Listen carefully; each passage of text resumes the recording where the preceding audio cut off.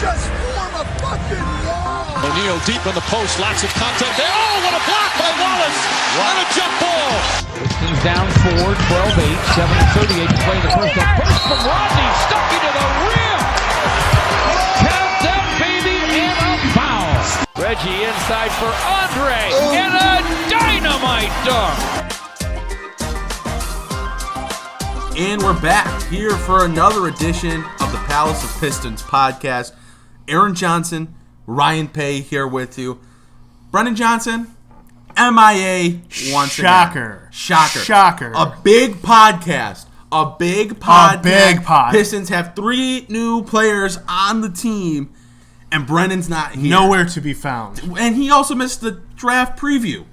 Another Nowhere big podcast to be found. This guy's off vacationing. He's up in somewhere up north, living the life, not worried about the podcast. He says, oh yeah, maybe I can record something and send it to you. You can put it in there. Oh, thanks, Brendan. That's real helpful. No, Brendan, we don't want your record. Yeah, seriously, with your crappy audio. See, we're here in the Palace of Pistons studio putting on a show, and you're not here. Missing out, once again, under the bright lights. I guess the big-time players are the ones that show up for these kind of podcasts. And, well, myself and Ryan Pay are here. And we're going to talk about free agency. That's going to dictate the majority of this podcast. We'll get into a little bit of Summer League today. Here on Friday, the Pistons start Summer League against Team Croatia. They play at 3 o'clock to open up their play in the Las Vegas Summer League tournament. But first off, free agency. And we'll start with who the Pistons signed. Derrick Rose, Tim Frazier, and Markieff Morris. Who they lost? Well, Ish Smith signed away to the Washington Wizards, and Wayne Ellington agreed to a deal with the New York Knicks. So those 2 guys that were free agents for the Pistons, probably the 2 guys that had the greatest chance of coming to Detroit or coming back to Detroit, signed off. After the Pistons declined Glenn Robinson III's option, he upped on a 2-year deal with the Golden State Warriors, and man, that's going to be a great fit for him. I mean, good for him. I'm happy for him, and he'll find like I've always said. You know, Glenn had his issues here in Detroit. You know, didn't always play the greatest, but I don't think he was put in the best position to succeed. And on an elite team like Golden State, I think you'll see him go back to the way he was playing in Indiana, where he was a knockdown shooter, and you saw why the Pistons were so enamored with him going into last offseason when they signed him. But back to who they signed. We're going to talk a little bit about Ish Smith and Wayne Ellington, but we did that when we previewed the podcast, or we previewed free agency last week. So we're going to mainly talk about the guys that Detroit brought in, starting with Derrick Rose. And Aaron, can I just ask you, more than just Derrick Rose, how are you feeling? Because I know that's what the people want to know. You've been vocal about some things on the Twitter. So I think the big elephant in the room question here is, how are you feeling? Look, and the thing is, I tweet something, that puts the Pistons in a good light, and I'm getting called a shill, a homer, and whatnot. But then I say, I'm really just not too thrilled with the Pistons offseason. It's really just to me. And it's all of a sudden, I'm a hater. I'm rooting against the team. I want them to fail. And it's like, we gotta pick a side here. It's like, I get tweets where it's like, we see you hating, we'll remember that. And it's like, what? Like, are you serious right now? I didn't even say I disliked the offseason. I said I was just on it. Don't love it, don't hate it. And that's just, I still feel that way. I like Tim Frazier as a third point guard. I like Markieff Morris, even though he did not have a good season last year. He struggled with injuries last year. He struggled with injuries. And we'll get into this. We'll get into all these guys. But I guess I'll start with Derrick Rose. Because that's the guy that I've been most vocal about really not loving. Again, I don't hate it. But a lot of my Twitter timeline and my mentions were, Derrick Rose is going to start over Reggie Jackson. No. That's not happening. That will not happen. Unless Derrick Rose goes off. I'm sorry. Go ahead. I don't mean to cut you off. No. Opening night, Derrick Rose will not start over Reggie Jackson unless Jackson is injured. You can take that to the bank. That is correct. Okay? Then I get Rose is going to average 21, 5, and 3, and he's going to go back to the All-Star game. No. Doubtful. Very doubtful. You can take that to the bank. It's not even doubtful to me. There's just no way in hell that's happening. Maybe he can do that over the first, 5 games of the season until he suffers an injury. He might have a stretch where he averages that. And look, a lot of players can do that. Let's be honest. A lot of players can go on a 5-game stretch where they do that. Derrick Rose is not going to average 21, 5, and 3 over a full, healthy season. It's just not happening. Derrick Rose is not some great shooter all of a sudden. He had a couple hot months, and then he got injured, and his shooting went right back to hell. He's never been a good shooter. And people act like 2-3 good months of shooting the three-pointer, all of a sudden he's turned into this great three-point shooter. It just wasn't big enough of a sample size to quantify it for anything. It was kind of like with Tony Snell, even though Tony Snell took a lot more three-pointers than Derrick Rose did. His three-point percentage spiked, and everyone's like, "Oh, Tony Snell's this great three-point shooter." T.J. Warren's this great three-point shooter now. And I was like, you're talking about T.J. Warren. I'm talking about T.J. Warren. Sorry, I did not mean to say Tony Snell. T.J. Warren. It was yeah, but he only played 40 games. And he's had 3 or 4 other seasons where he shot, nowhere near 40%, nowhere near 38% from the three-point line, right? So let's slow our roll on these guys just becoming great shooters all of a sudden. And Rose is the same way for me. Look, I like Derrick Rose. He brings that same change of pace style to the second unit, but everyone needs to temper their expectations a pretty high amount, because there are just too many people that are acting like this is the second coming of Jesus, right? And Rose is going to do good things. He can score the basketball, he plays fast, he can get to the cup, but he's going to miss 20 to 25 games. He's not going to shoot the ball well, and he's going to isolate a lot. And I know that there was a growing faction of people on Pistons Twitter last year that got very sick and tired of Blake Griffin ISOing as much as he did. So how are they going to feel when a much worse player like Derrick Rose does that? I think a lot of it's people are excited, but wait and see until he actually plays, and you're going to see what he is now. All right. So from what I've seen as reaction is either it's very opposite ends of the spectrum. This is a very minimal upgrade to Ish Smith to he's going to start over Reggie Jackson.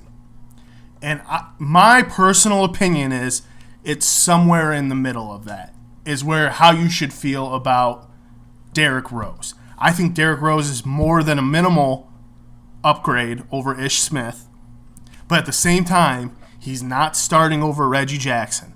That starting unit, as of right now, needs Reggie Jackson. They have a chemistry going there already. Derrick Rose is going to be similar to Ish Smith in the fact that the second unit is going to need a scorer, someone who can change the pace, and someone who can get you a bucket when you need it. Last year, the second unit struggled quite a bit at times to put the ball in the basket. Am I wrong? No, you're not. I am not. And who was the person most of the time that the second unit turned to? Ish Smith. Ish Smith, when he would go into that one-on-one, I need to get the second unit a bucket role, was very hot and cold. If he was on, he was on, and Ish would go on those 10-0 runs by himself.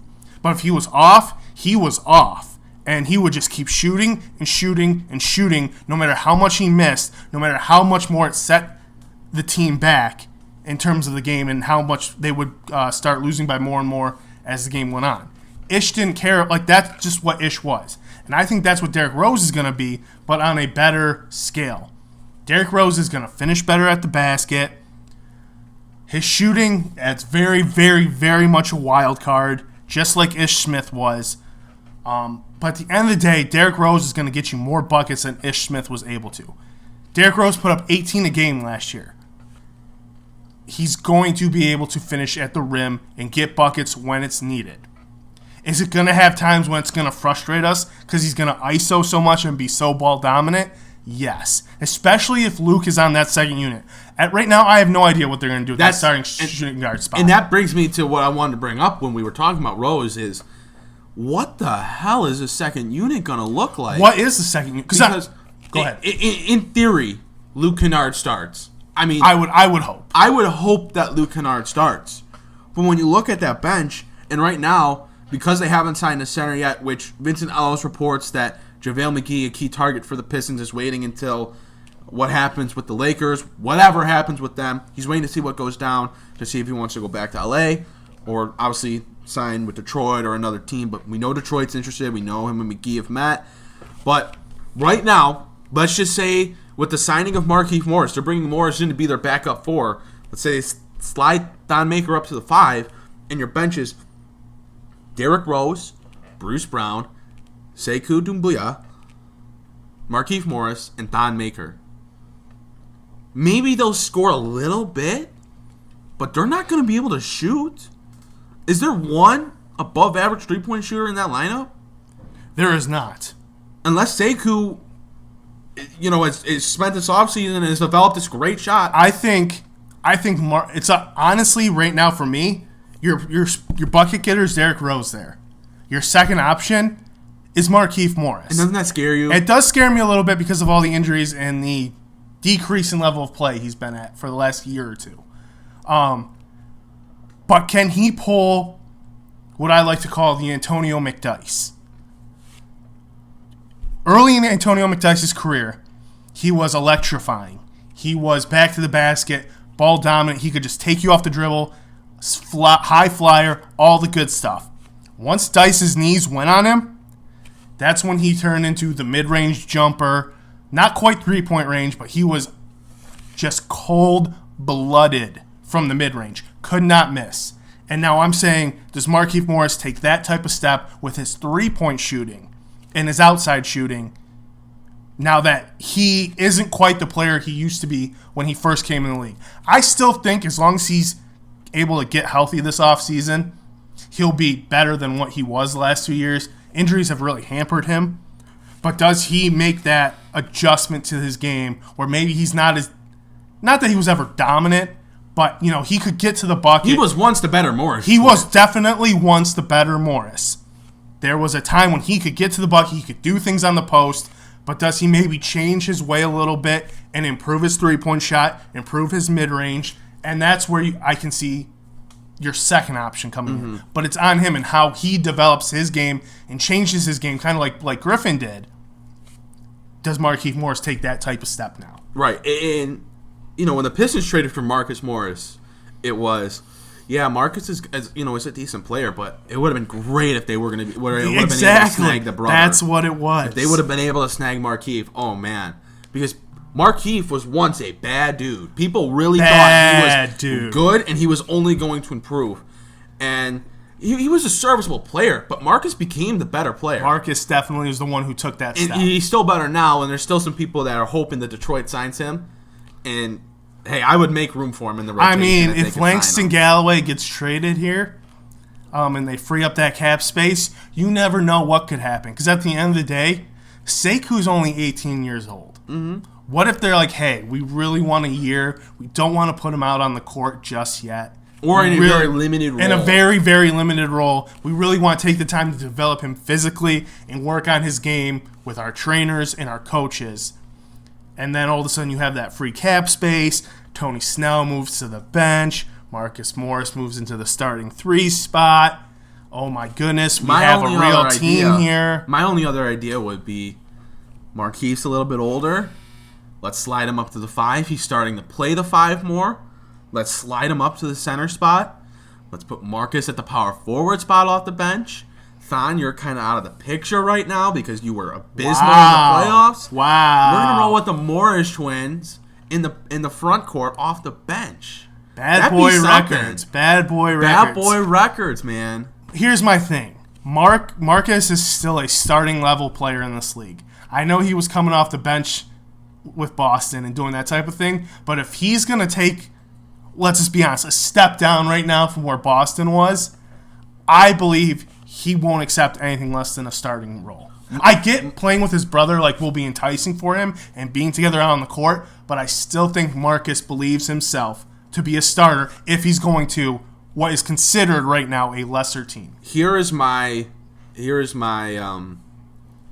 not rebuttal, because I think you're definitely right. But I also think that Detroit, he can play with his brother, who they were, they're very close, right? Very Obviously, close. they're, they would love to play with each other again. He knows Detroit. He's been in Detroit. He knows the fans in the city love Marcus Morris because, look, it's just a fact. The city of Detroit, is, the fans in the state of Michigan that like the Pistons, they galvanize around those guys. He came in at a time when the Pistons as an organization in this city really needed someone like this. When he came in, he immediately went to bad boys, all this, hey, we're tough as hell, this is Detroit, we don't take shit. All this whole attitude. Detroit had seemingly lost it a little bit with how they were constructed. Marcus Morris came in and kind of brought that attitude back. Mm-hmm. And that's why fans love him. If Marcus Morris re-signed with the Pistons, they built him a statue. The fanfare for that, it wouldn't be at LeBron going back to Cleveland levels, but it would be like... He's like a tick below Anthony Tolliver. Jesus Christ. But it would be at those excitement levels, You know what I mean? And so, you get to play with your brother, you get to come back to a city that loves you, and look, he could end up becoming the starting small forward. He could start when Blake Griffin rests, which I think the Pistons are going to look to do more of this year. Oh, absolutely. Sit him, maybe not 20 games, but if you can sit him 10 games, I think that'd be great. Something we've discussed and something I've said. If Blake Griffin, let's say Blake Griffin stays healthy the whole year, it'll be a 70 to 71 game season for Blake Griffin. Mm-hmm. There'll be 11 to 12 built-in rest games for him. Yeah. And that means Marcus can be the injury replacement starter at either the 3 or the 4. And my other reason as to why this could work is, all these other guys, they've been signed. How many more starting wing spots are there in the league? And how big of a payday is Marcus Morris going to get now that there's really not much left on the board and teams have kind of spent their cap room? The only thing I'm thinking is, if the Lakers miss out on Kawhi, they try to go and get Marcus. But how much money do they really have left? I don't know. I'm not sure. They can make enough room to create a max spot for Kawhi. Okay. But if they don't get Kawhi, then there's not another max player on the board. So then they have to use that max room to plug in different good role players. Okay. And that's where maybe Marcus is a fit. And that's where he maybe gets his payday. But, my goodness, if Detroit could make it work where they could bring him in, I think he's a good player. He shoots the ball better than Markieff. He can play 2 positions. He has that familiar... I can't say that word. He knows the city. He's been here before. There is a fit. The fact that when the starting lineup needs someone who can score because Blake Griffin is taking on double teams and triple teams, and what if Bruce Brown is the starter and he's still struggling with his jump shot? Mm-hmm. And Reggie has definitely improved. But at the same time, that wing spot last year was crucial.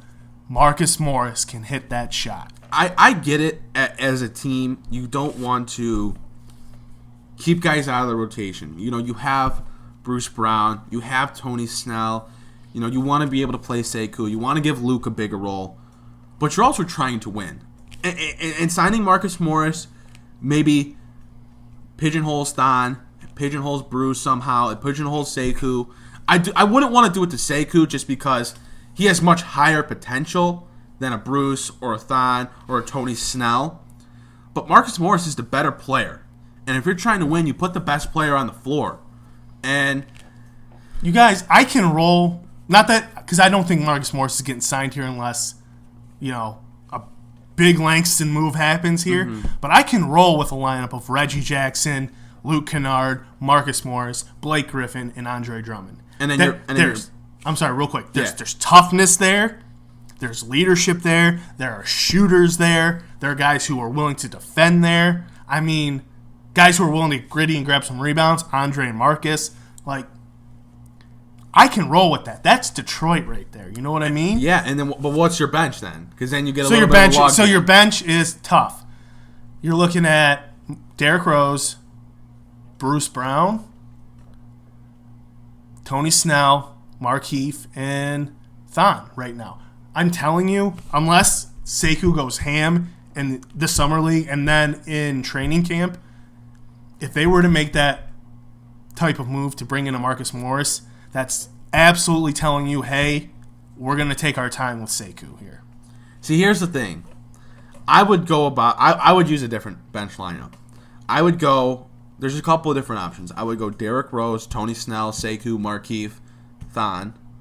Or I would go Rose, Brown, Snell, Sekou, Markieff. I mean, I like it. Trust me, I like it. I want it more than anything. I want that to be the lineup. But I think if another wing is brought in, if room is made, for me personally, that's telling me we don't think Sekou's quite ready to have that 15-minute, a night off the bench just yet. Also, my wild card for everything, if he's not moved in some sort of trade to clear space, is Kyrie Thomas.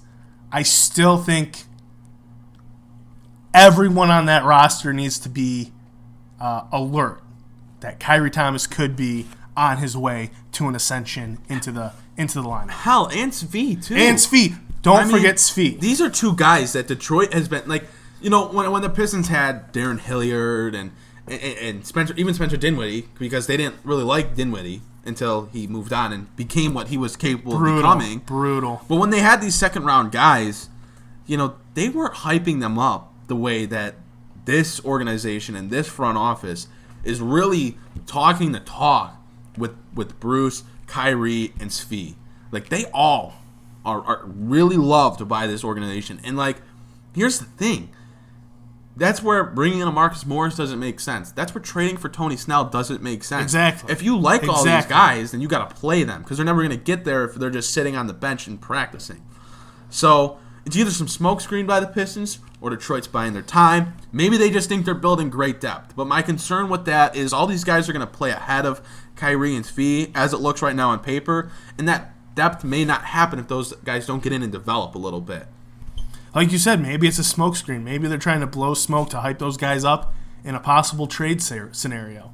You never know. There's a lot going on that we just don't know really what's happening. Yep. But it's an interesting thought because you're right. Going and get Tony Snell, if you really like guys like Kyrie and Svi, doesn't quite make sense, even though moving John Lure makes perfect sense. Going and signing Marcus Morris if they're able to make the room for it doesn't quite make sense if you're real high on these guys. I get you're in win now mode on top of building for the future mode, but like you said, you got to give those times. Now, those guys aren't rookies anymore. They've been through a season. They've had an off season. They need to start seeing the floor a little bit in the second year. And I think this summer league is going to be really telling. And we'll get into the summer league a little bit more, but we got to hit on the last free agent signing so far for the Pistons, Tim Frazier, the third-string point guard. Can I just say I really do like that signing? I do too. I think it's, it doesn't cost anything. It's a $1.6 million salary cap hit for a third-string point guard that is so much better than Jose Calderon, than Steve Blake. And that's the thing.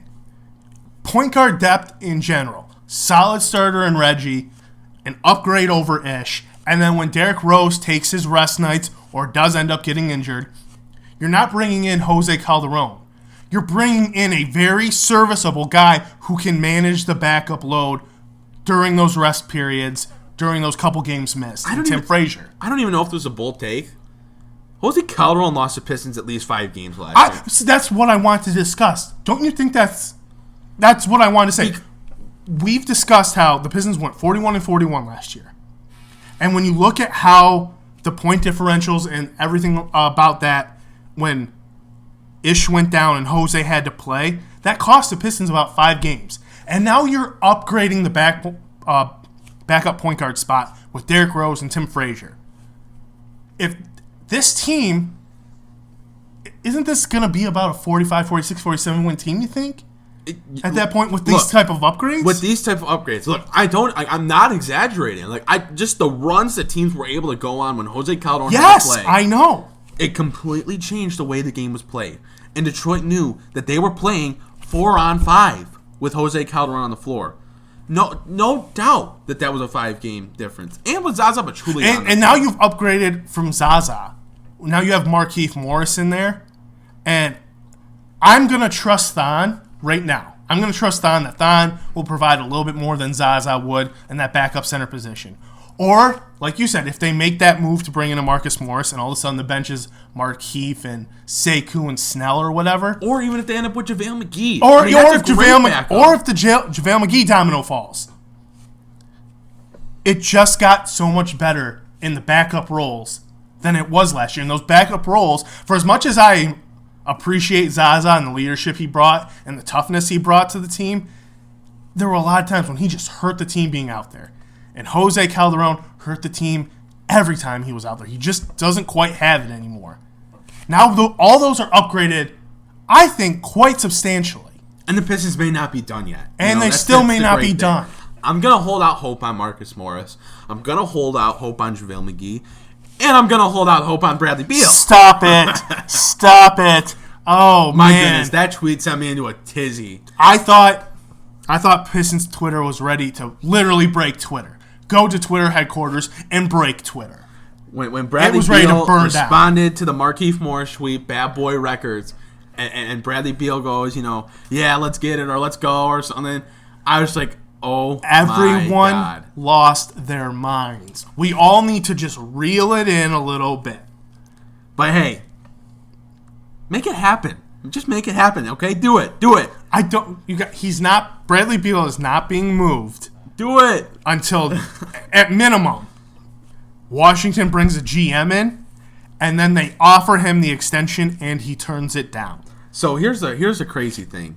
The Wizards are trying to compete and trying to make the playoffs in an East that's only getting better. Have you seen that roster? It's abysmal. And the thing is, even a team like Miami, who, yeah, they got Jimmy Butler, but, I mean, they gave up Josh Richardson. They gave up a couple other pieces in that trade. I just don't know if they really improved all that much. But they're still, with Butler, going to drag themselves to the 9 or 10 seed. They're still going to be that competitive team that's going to fight for an 8 seed. Maybe I don't think they're good enough to make it after the moves that they've made. Because right now, it's Jimmy Butler, it's Bam Adebayo, it's Justice Winslow. And then after that, what do you have? What, Goran Dragic? The corpse of Goran Dragic? Myers Leonard? I mean, is Duncan Robinson? hey, no, you know what? Don't hate on Duncan Robinson, but... I'm saying I love me some Jimmy Butler. I love Jimmy Butler. But he's not LeBron. How big of a slap in the face is that to Sixers fans and to Minnesota fans when Jimmy Butler said, I want to win. I want to go to a contender. I want to win a championship. Only to end up in this Miami situation. Only to go to Miami. How big of a slap in the face is that? A huge one. Because for as much as I believe that he is a competitor and he wants to win, I think Jimmy wants the money and the fame more and that awesome Miami lifestyle. I think that called to him at the end of the day more than winning. Because right now, what's that roster? Like you said, Jimmy Butler, Bam Adebayo, Justice Winslow. And then what after that? Even then, outside of Jimmy Butler, Bam Adebayo. I mean, I like it, Bam Adebayo, but come on. Is that a second or third best player exactly. team? Justice Winslow. I'm a huge Justice Winslow guy. I was furious when they took Stanley Johnson over him. Yes, you were. And it's only proving me right now, even though his progression has taken forever, it's finally starting to happen.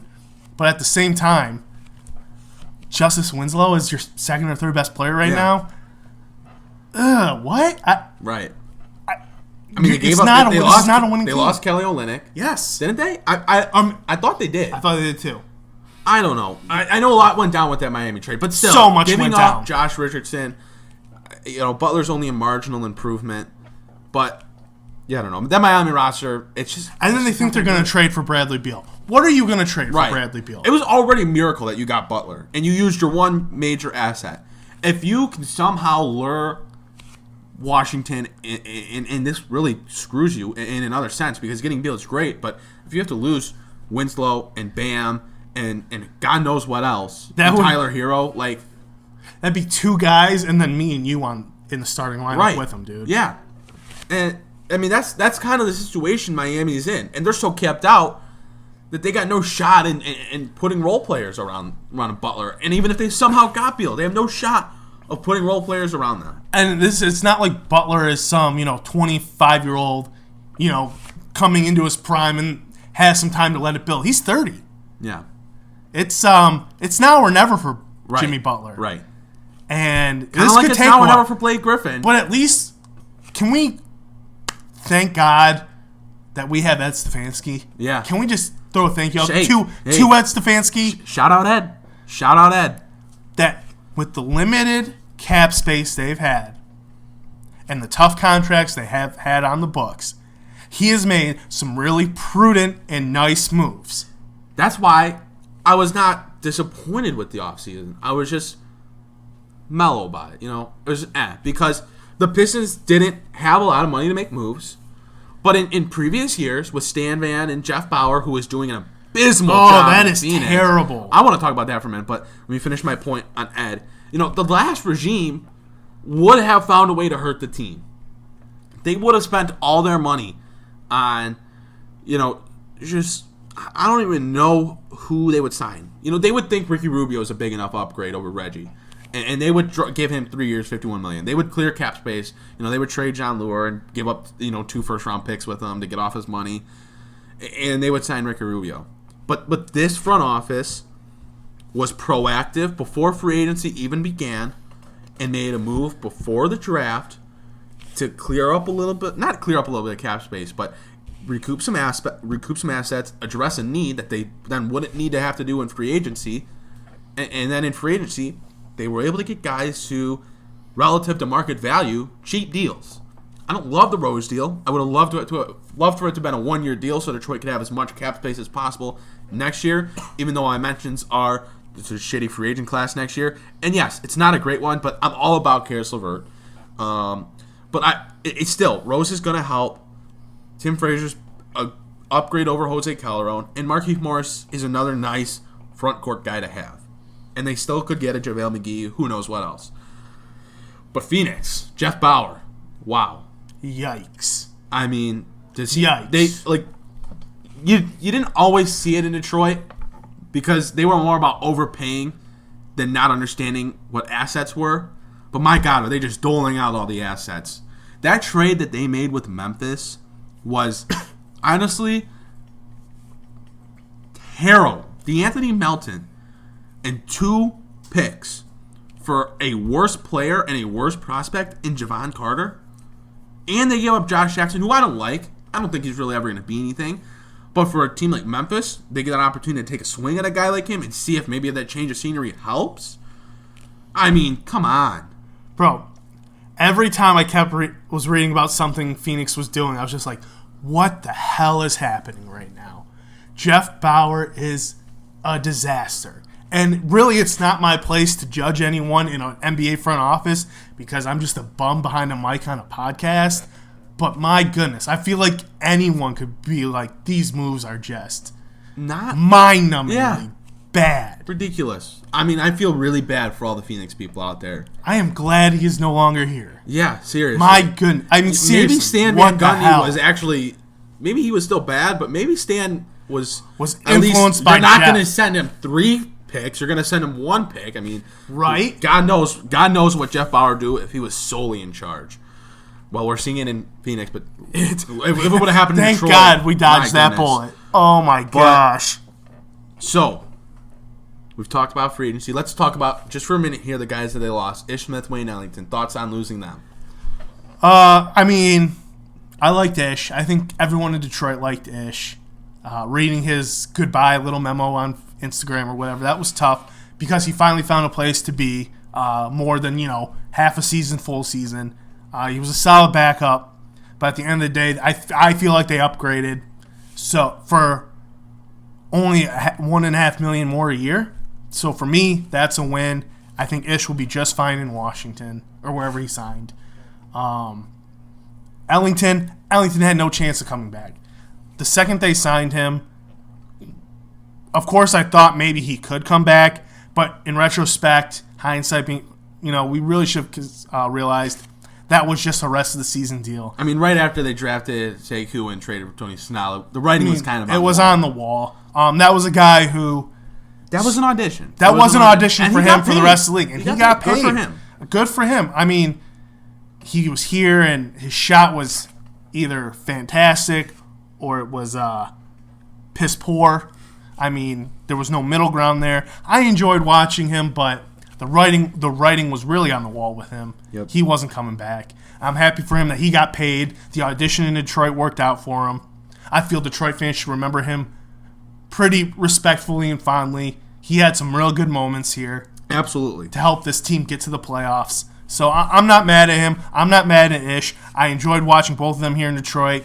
Excited to watch them do what they do with their next stop. But at the end of the day, I feel Detroit has upgraded. So it's no real big loss. Yeah.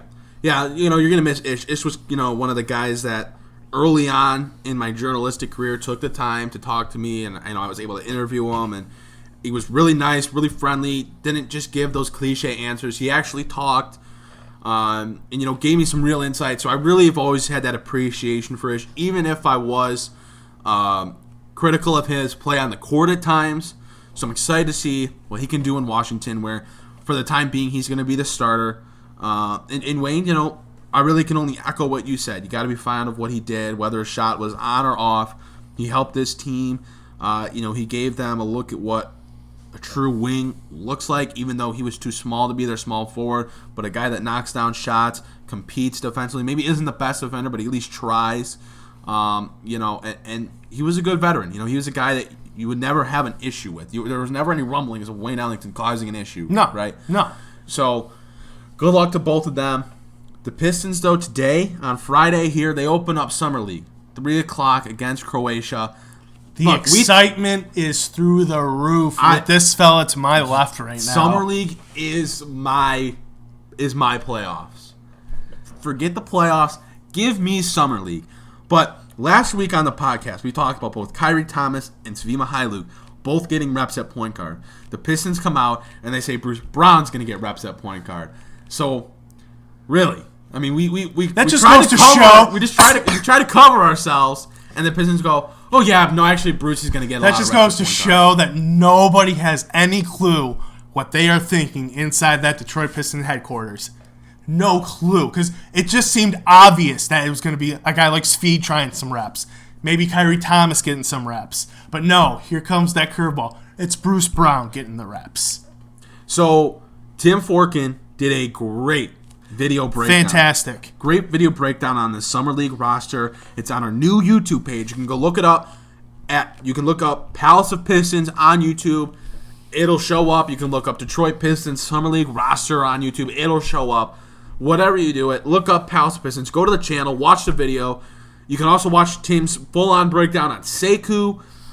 There's a lot of good content on there. Our podcasts get posted on there. But make sure you subscribe. We passed the 100 subscriber mark. We've crushed that. I didn't think it was going to happen this fast. But you guys have came out in droves and supported us. And we really appreciate that. We're at about 130 subscribers on YouTube. So let's keep that number growing. I didn't expect it to get to 100 this fast. But you guys are smashing that out of the park. So you might as well keep subscribing. You might as well like the videos. You might as well watch the videos. We appreciate that. But watch that if you want more on the main players that are going to be on the roster. I think he did about the first 10.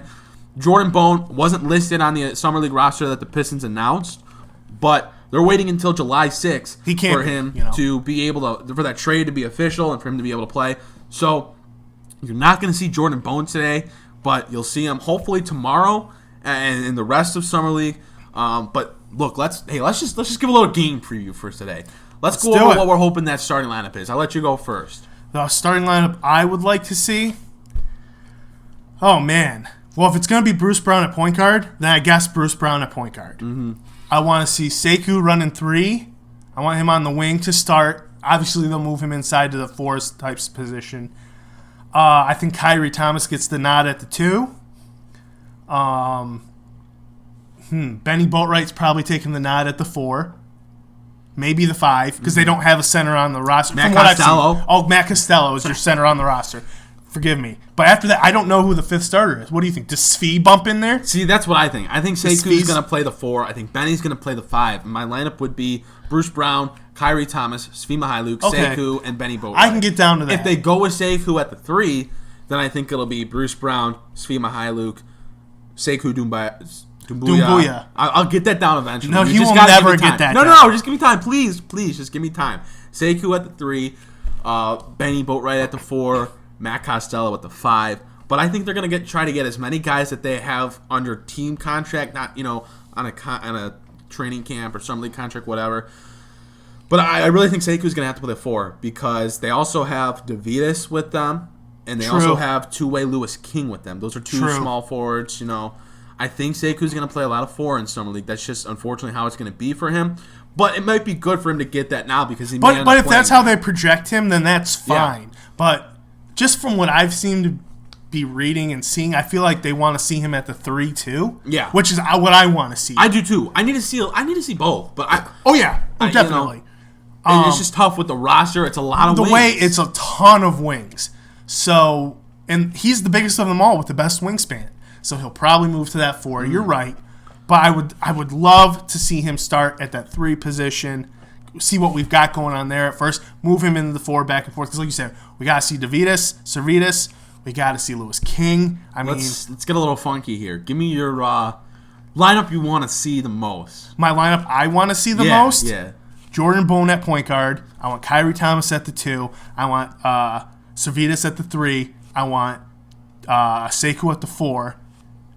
Whoever you want at the 5. Give me whoever big Boatwright, Costello, whatever it is. Okay. Bump them in at the 4. Okay, so here's mine.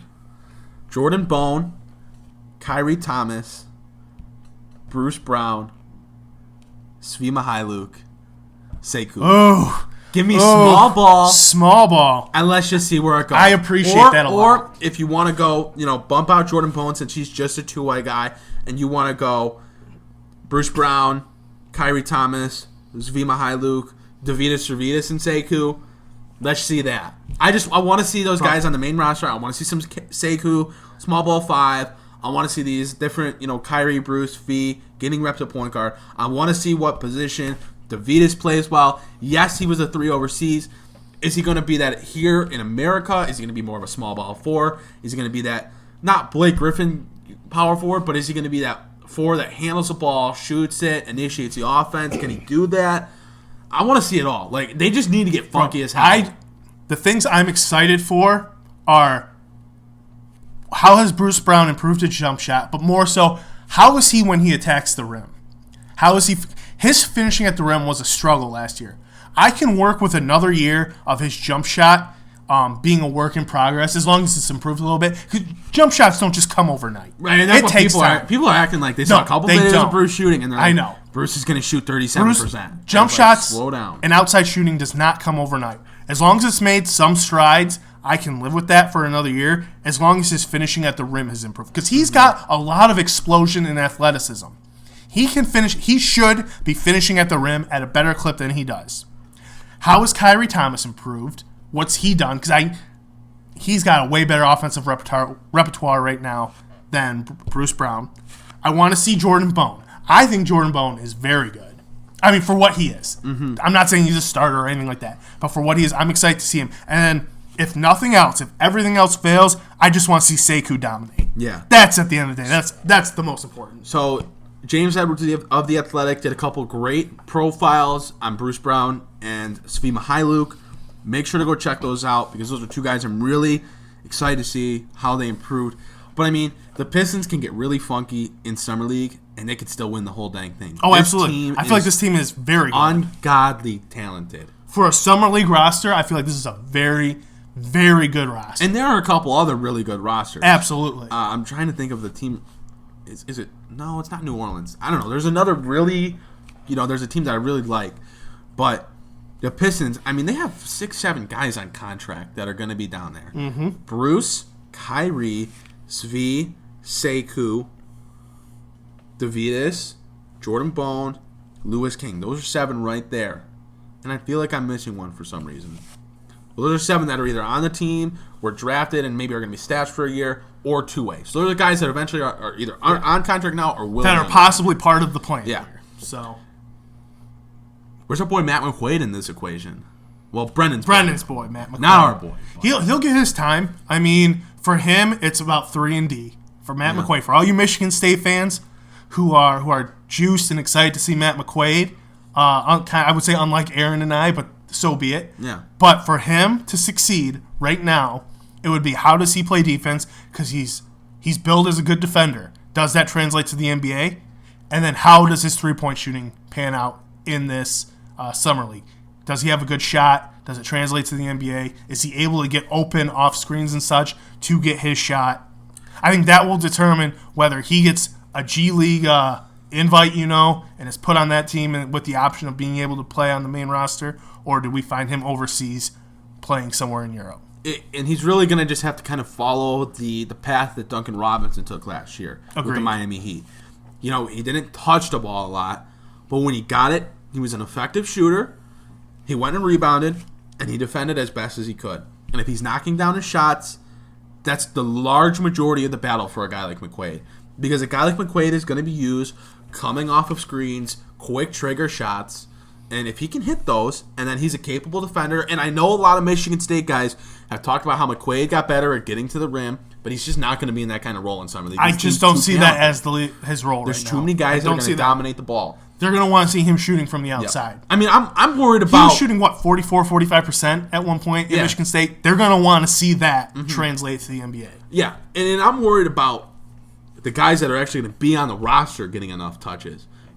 I'm worried about Svi getting lost. Kyrie. I'm really worried about Kyrie getting lost. That's my guy. That is a concern. Because he's not give me the ball, I'm going to take over. And that's fine. Not a lot of second-round draft picks are. But with a team that has so many guys that the Pistons are going to want to see. Let's face it, there's a bit of a log jam with young talent at this two-guard position. Right. Is Kyrie going to get lost in the mix? And with all these other guys taking touches, a guy like Matt McQuaid is just not going to be... the Pistons aren't going to run a set that ends with Matt McQuaid taking a dribble drive to the basket, running a pick and roll, whatever that may be. He's going to be a spot-up shooter. We may run a couple sets for you coming off of screens for a quick look. If we don't see the pass to you, then look, you're out of the offense again. Go stand in the corner, whatever. He's just not going to be in a big role. Another guy I'm intrigued of is Benny Boatwright, right? A really good shooter, not the best defender, not very quick, but he has some size. He very well could end up being the Pistons' third center if he has a good summer league. We know that Detroit has done that in the past, where they've taken guys from the summer league roster and they've either signed them in a two-way or brought them up to the main roster. And a guy like Boatwright is someone that I could see. He's intriguing. Like He's definitely intriguing. He's got talent. It's the same thing with Lewis King. Boatwright and Lewis King were two guys that were on mock boards. They were on all the big draft boards to be drafted. I mean, Lewis King was in the 30s supposed to be drafted, and they both foul out for some reason. So the Pistons are taking their shot at them and they're seeing what's there. And if Boatwright is a guy of intrigue, I would not be surprised if the Pistons go cheap and bring him on as that third big. Yeah, depending on how things fall, if Benny Boatwright has a good summer league, don't be surprised. We were talking about that. I've said that before too.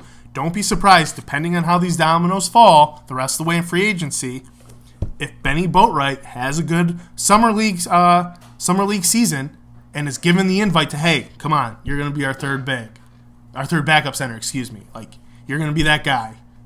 We're giving you that chance. Don't be surprised. Even if they do go and sign JaVale McGee. Like, if it ends up where the Pistons are done this offseason after signing JaVale McGee, or they sign another backup center, and Boatwright has a good enough offseason, they'll find a way. Even if they have to clear Langston Galloway to do it. I still think that move's coming. I do too. I still feel don't like see that's how coming. they can carry 5'6" You shooting can't. guards, You just can't.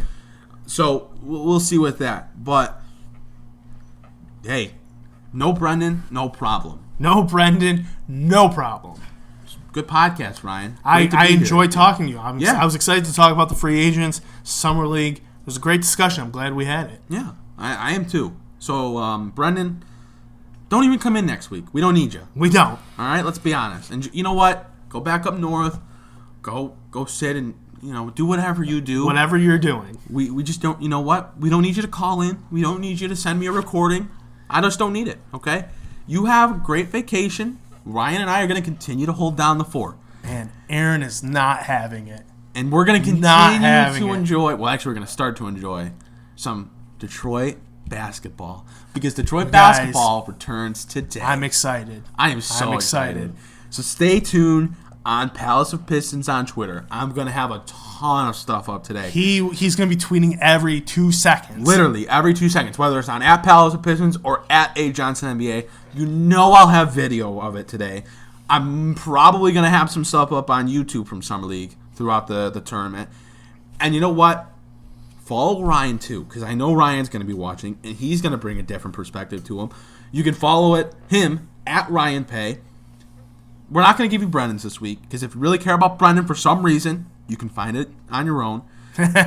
Subscribe to us on YouTube. Subscribe to us on iTunes. Follow us on SoundCloud. Follow us on Instagram. Palace of Pistons. It's not that hard. But you can do that if you want, and we appreciate that. But great show this week. Pistons signed 3 free agents. They lose a couple, and they start Summer League. We talked about all that. So if you missed it, you can go back and listen. But we're excited to watch some Summer League basketball. The Pistons open up at 3 o'clock against Croatia. We'll see who starts for the Pistons, who plays, who doesn't play, in what roles. We're going to see all that, and we'll have a lot more coming for you. We'll have a lot of Summer League breakdown, maybe some final free agency thoughts coming up next week on the Palace of Pistons podcast. So stay tuned, and we'll see you then.